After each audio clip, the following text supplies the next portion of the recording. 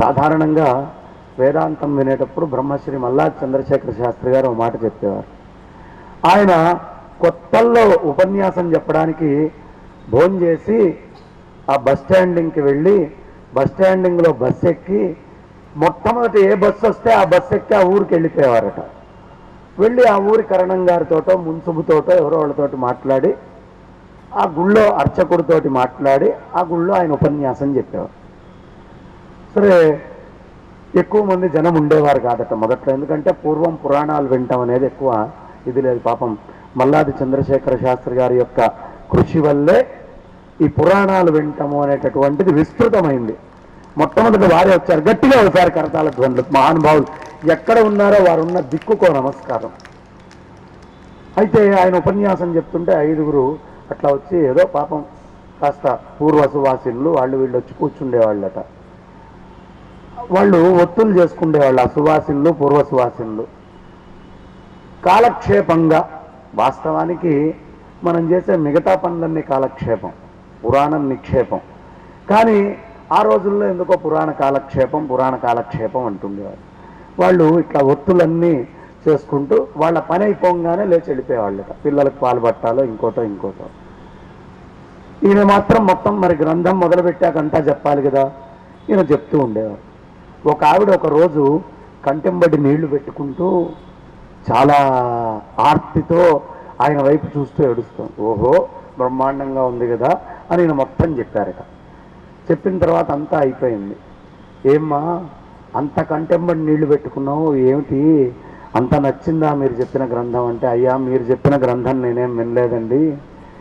మీరు పుస్తకం చెప్పే దాంట్లో ఎర్ర తాడు పెట్టారే, అది మా ఆయన కట్టుకుండే మొలతాడు గుర్తొచ్చిందండి, దాన్ని తలుచుకొని నేను ఏడుస్తూ ఉన్నానండి గంట నుంచి అని చెప్పింది. అంటే పురాణాలు ఆ స్థాయిలో ఉండేటటువంటి వాటిల్ని ఆయన తీసుకొచ్చారు.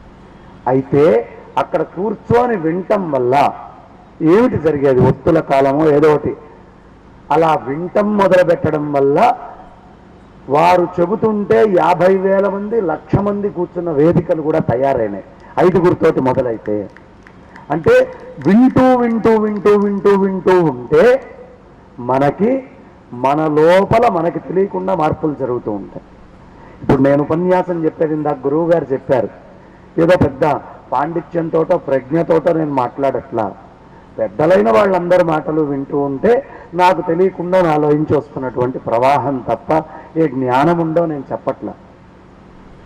కాబట్టి వింటూ ఉంటే అంటే ఏమండి, వెంటనే నాకు బ్రహ్మజ్ఞానం అంతా వచ్చేయాలి, నేను నువ్వు బ్రహ్మమేనయ్యా, కానీ నీలో ఉన్న అజ్ఞానము ఎంత పేరుకుపోయి ఉందయ్యా అంటే అది నువ్వు ఎంత ప్రయత్నం చేసినా నువ్వు అదేం తెలియనీయకుండా చేస్తోంది.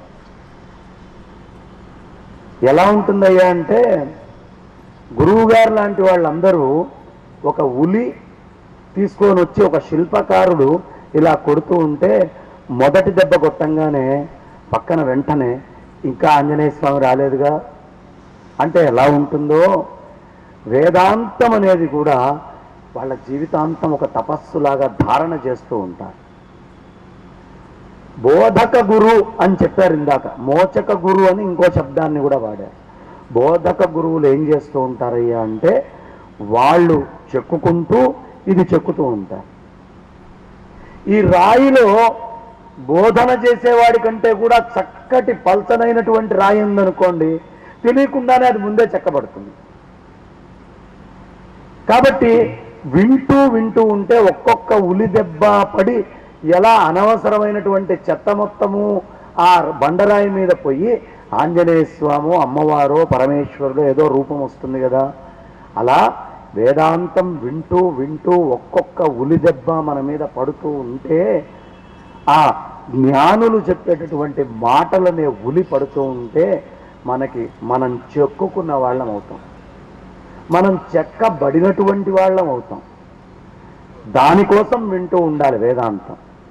కారణం ఏమిటి? ఇందాకే గురువు గారు చెప్పిన విషయం, నేనేం కొత్త చెప్పక్కర్లా. ఏం చెప్పారు గురువు గారు? నామరూపాత్మకమైనటువంటి ఈ ప్రపంచంలో పడి కొట్టుకుంటున్నాం అందరము కూడా. ఇప్పుడు నన్ను బంగారయ్య శర్మ అంటారు. ఎప్పుడు పెట్టారు నాకు బంగారయ్య శర్మ అనే పేరు? 11వ రోజో 21వ రోజో పెట్టారు. అంతకుముందు కడుపులో నేనున్నానా? మరి నాకు ఈ బంగారయ్య శర్మకి సంబంధం ఏమిటండి? నాకు తెలియదు కూడా. మొదటి రోజు చెవులో చెప్పినప్పుడు నేను బంగారయ్య శర్మని. తర్వాత చుట్టుపక్కల వాళ్ళు, తల్లిదండ్రులు, సమాజము ఆగకుండా పిలుస్తూ ఉంటే అది ఎంత తపస్సు చేశానయ్యా అంటే నేను ఆ ఉలి దెబ్బ ఒక్కొక్కటి పడుతూ పడుతూ పడుతూ నువ్వు బంగారయ్య శర్మ బంగారయ్య శర్మ అంటే చెక్కుకుపోయింది. ఎవడైనా బంగారయ్య శర్మ అనగానే టింగని వెనక్కి తిరిగి చూస్తూ ఉంటా.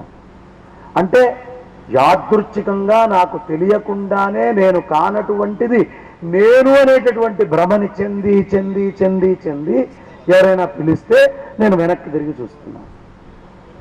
ఇప్పుడు ఇంత తపస్సు చేశాక నువ్వు బంగారయ్య శర్మవి కాదయ్యా అని గురువు గారు చెప్పారనుకోండి, వెంటనే కాదు అని చెప్పినా పూర్వము చేసినటువంటి తపస్సుని మించినటువంటి తపస్సు అయితే కాదు నేను మర్చిపోయేది.